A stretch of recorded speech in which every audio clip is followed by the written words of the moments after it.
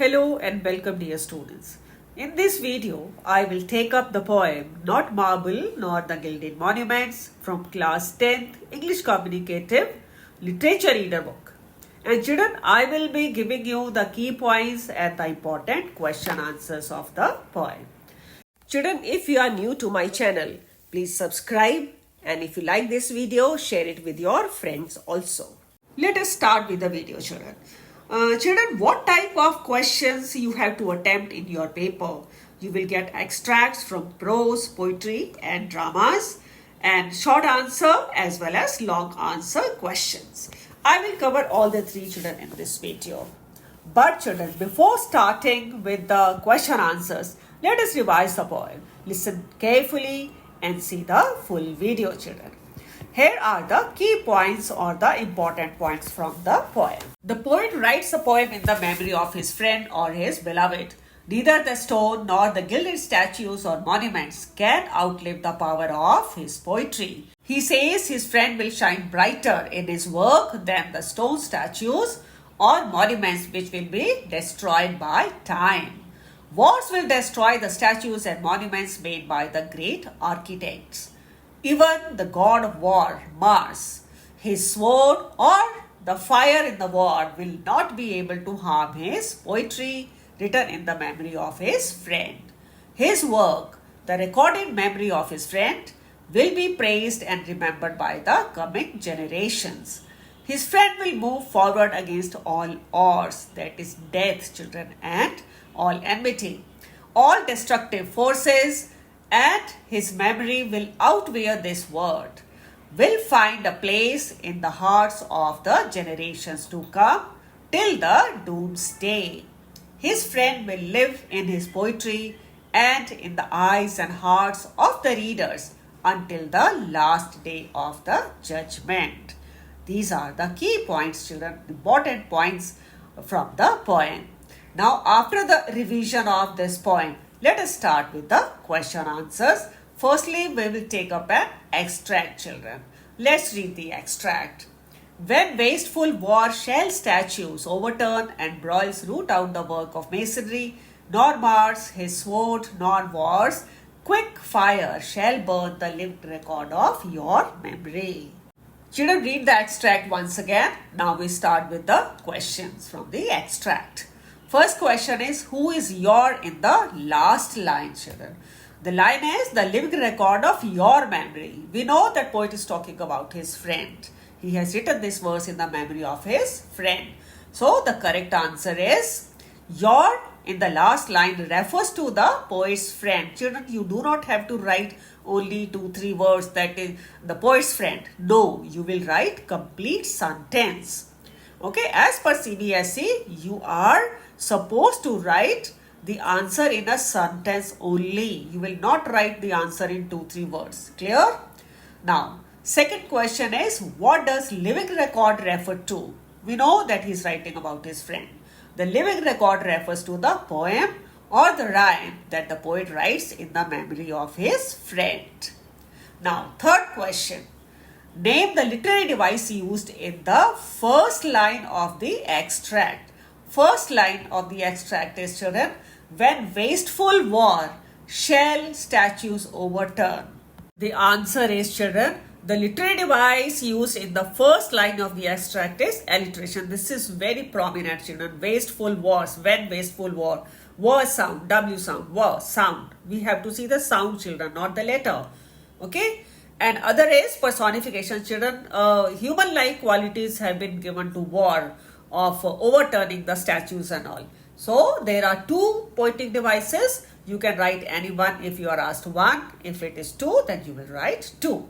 Okay. Now question number 4, children. What do the wars and the broils do? Now the answer to this question is the wasteful wars and broils destroy the statues and the monuments made by the great architects of that time. Now, children, we come to short as well as long answer questions. Children, I will tell you side by side which question is short answered and which one is long answer question. I will be taking up some questions from your textbook also. First question, and a very important one, is the theme or the central idea of the poem. Children, this can be a short as well as a long answer question. I have already given you the answer to this question in my first video. I will give you the link of that video in the description box. Now, question number 2. Describe how the monuments and the statues brave the ravages of time. Answer to this question is, stone statues and monuments are very strong structures, children, and they can stay for centuries and can withstand extreme weather conditions. Whether it is rainy weather or is too hot or too cold, they are able to survive for years. But children, time is all powerful. All the monuments and statues made in the memory of powerful people are destroyed with the passage of time. These are left uncared and neglected and are tarnished and damaged by time and natural calamities.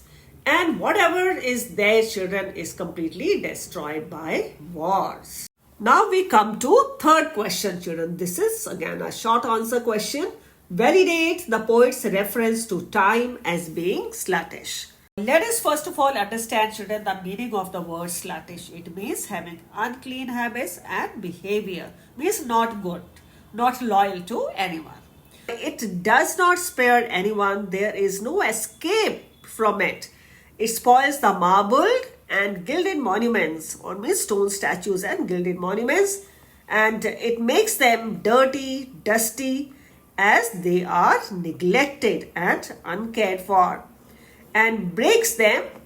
And children, they are of no importance for the people after they are broken or after they are tarnished or they are destroyed. These great monuments, children, they will eventually be forgotten, that are erected in the memory of the powerful people. Question number 4, children. The poet says that neither forces of nature nor wars can destroy his poetry. In fact, even godly powers of Mars are not going to have a devastating effect on his rhyme. What quality of the poet is revealed through these lines? Children, this can be a short as well as a long answer question. Now we come to the answer, children. The poet dedicates his poetry to his friend or his beloved. He is too optimistic, means positive. His thoughts are positive. And he is confident about the power of his rhyme or his poetry.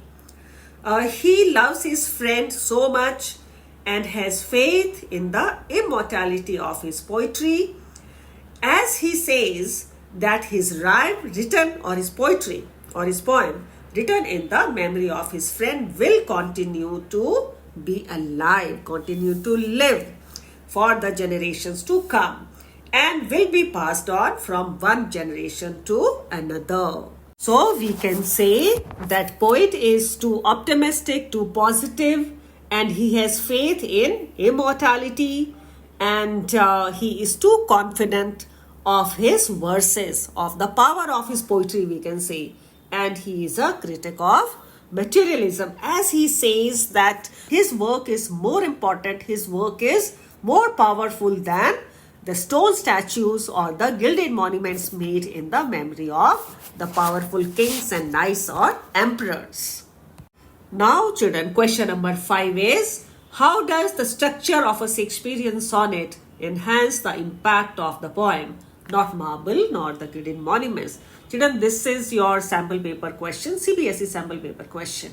Okay, the answer is, the Shakespearean sonnet form divided into 3 quatrains and a concluding rhymed couplet. It allows Shakespeare to build his argument progressively in the 3 quatrains. He contrasts the impermanence of physical monuments with the enduring nature of poetry, while the final couplet, last 2 lines, final couplet delivers a powerful conclusion highlighting the immortality of the loved one through verse, through poetry. The consistent meter and the rhyme scheme provide a rhythm that reinforces the theme of permanence amidst the passage of time. Question number 6. Again, a short answer question, children. Discuss how Shakespeare's sonnet, Not Marble nor the Gilded Monuments, conveys the theme of immortality through poetry.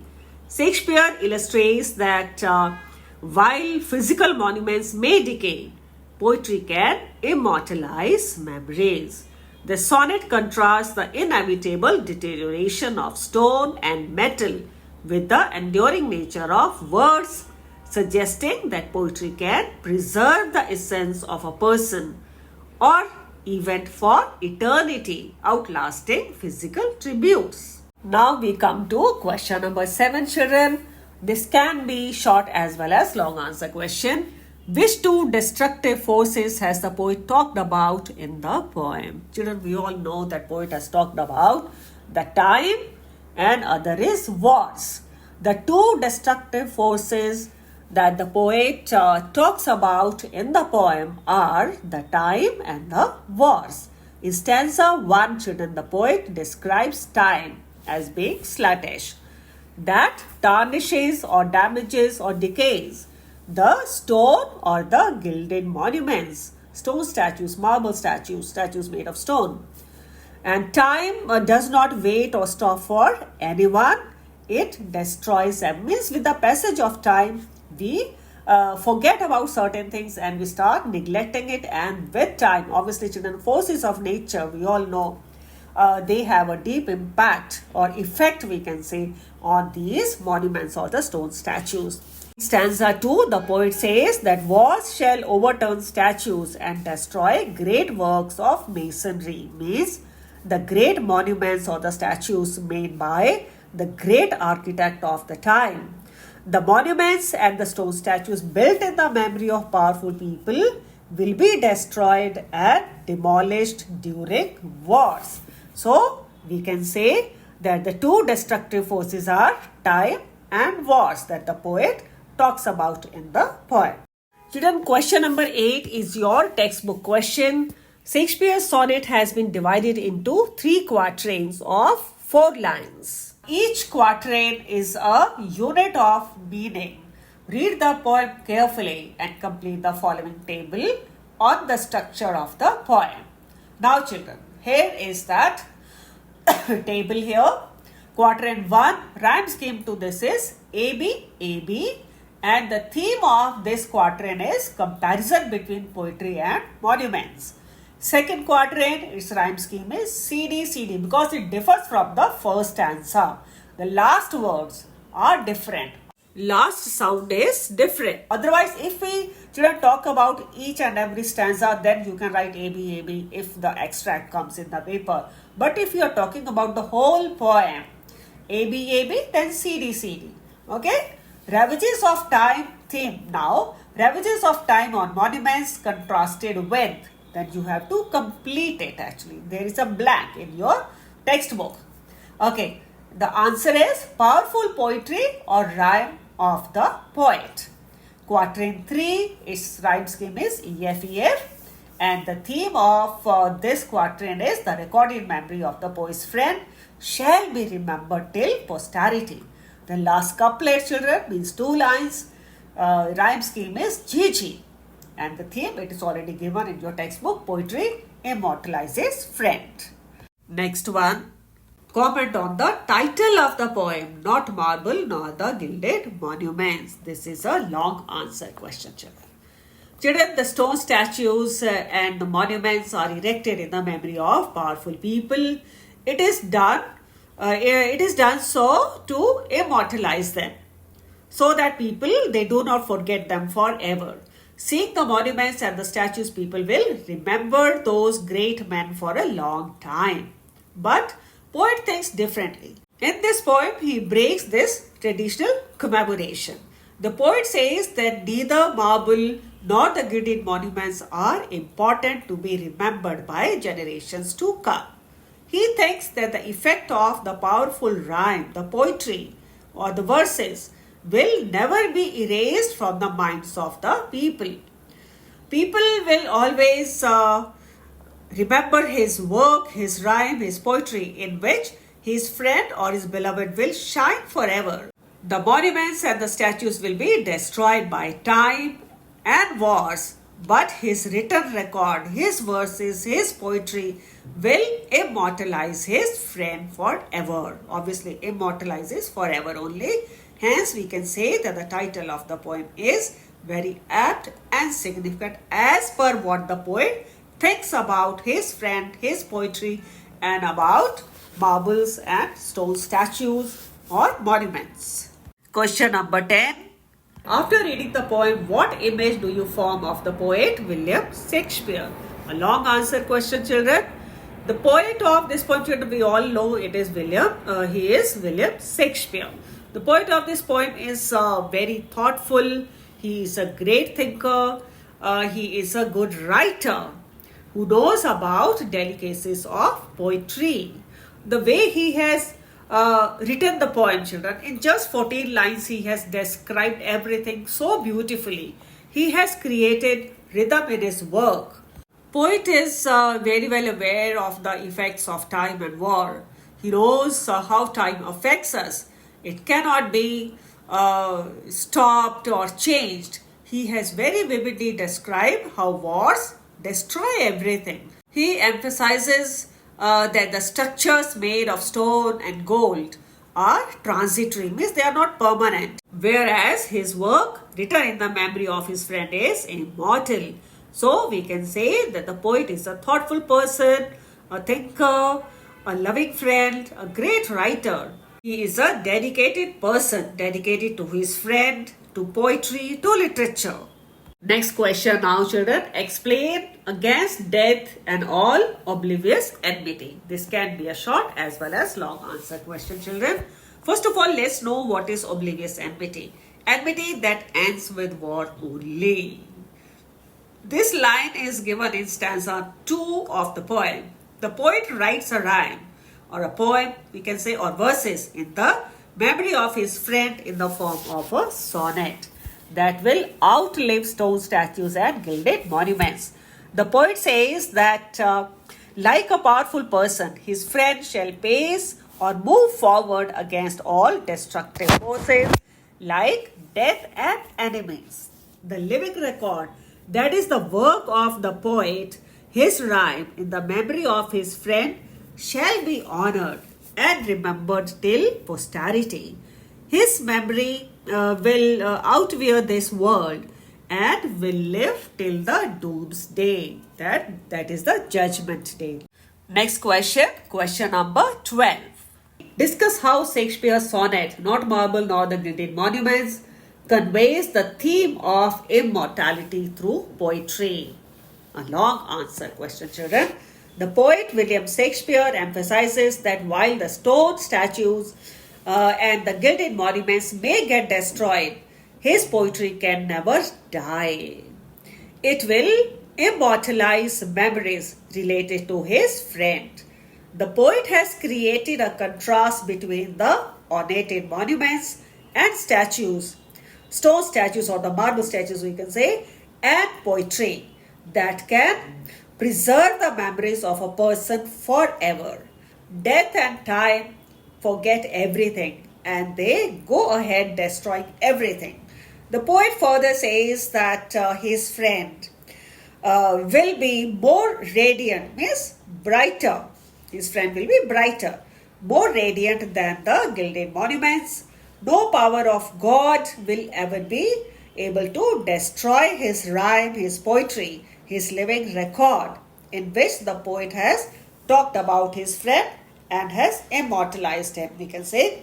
The poet has highlighted the transitoriness of monuments and the everlasting effect of poetry that can preserve his friend's memories forever. Next question now, children. Last one. Explain, but you shall shine more bright in this content. These content, I have already explained you, children. Explained it to you.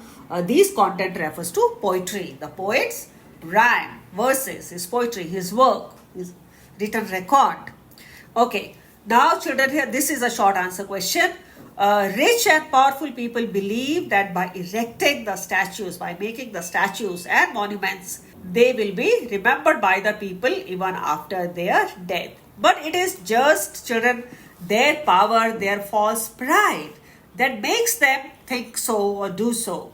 A man is praised and remembered by his good deeds, his great works, not by the monuments or buildings or statues made by them. That is why the poet says that his friend will shine brighter in his poetry, in his rhyme, in his verses.